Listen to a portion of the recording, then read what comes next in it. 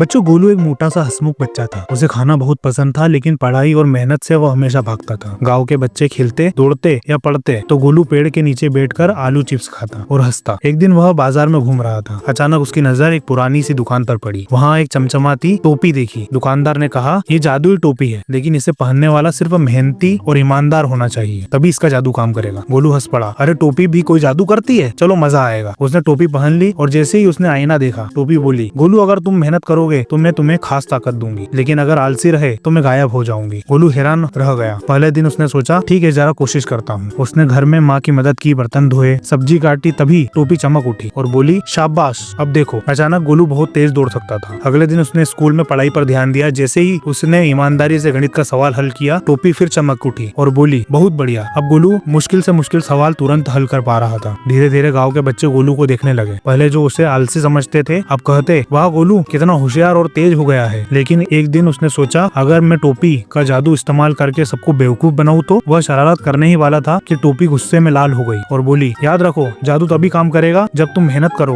और सच्चाई से आगे बढ़ो। इतना कहकर टोपी चमकना बंद हो गई। गोलू घबरा गया। उसे समझ आ गया कि असली ताकत टोपी में नहीं, बल्कि उसकी मेहनत और ईमानदारी में है। उस दिन से उसने आलस छोड़ दिया और खुद को मेहनत करने में लगा दिया। गाँव के बड़े लोग बोले, अब गोलू सचमुच जादुई बच्चा हो गया है। गोलू मुस्कुरा कर बोला, जादू बाहर नहीं, हमारे अंदर ही होता है। सीख, मेहनत, ईमानदारी ही असली जादू है।